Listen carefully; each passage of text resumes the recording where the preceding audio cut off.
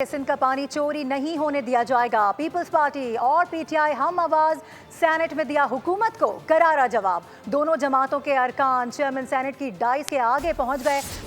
Peoples party نے walk out کر دیا۔ آپ کو یہ بتا دیں کہ چیئرمین سینٹ ارکان کو مناتے رہے۔ وزیر قانون بھی معاملہ ٹھنڈا کراتے رہے۔ کہا کہ نہروں کا معاملہ ساتھ بیٹھ کر حل کر لیتے ہیں۔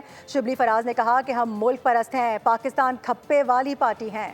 نہروں کا معاملہ سینٹ جا پہنچا۔ پی پی ارکان سراپا احتجاج۔ پی ٹی آئی بھی ہم نوا بن گئی۔ سینٹ کا اجلاس شروع ہوتے ہی شور شرابے کی نظر ہو گیا۔ پی ٹی آئی اور پیپلز پارٹی کا مشترکہ احتجاج۔ دونوں جماعتوں کے ارکان چیئرمین سینٹ کی ڈائش کے سامنے آ گئے۔ پیپلز پارٹی کے سینیٹرز نے ایوان سے واک آؤٹ کیا۔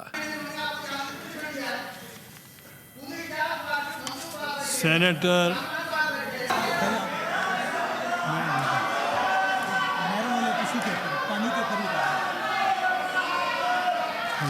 کورم کی نشاندہی پر سینٹ کا اجلاس 2 بار ملتوی کرنا پڑا۔ نہروں کے معاملے پر وزیر قانون ارکان کو ٹھنڈا کرتے رہے۔ کہا کہ اہم مسئلہ ہے، بات چیت جاری ہے، کسی چیز کو بلڈوز نہیں ہونے دیں گے، معاملہ افہام و تفہیم سے حل کریں گے۔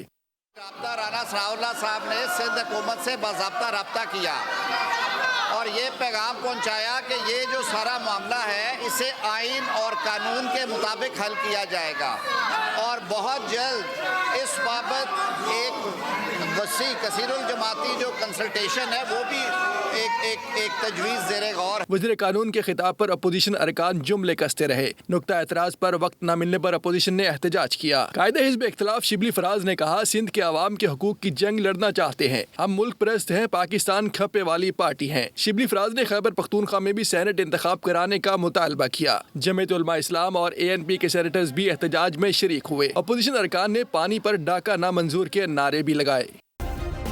سبسکرائب کریں اور بیل دبائیں تاکہ کوئی خبر رہ نہ جائے۔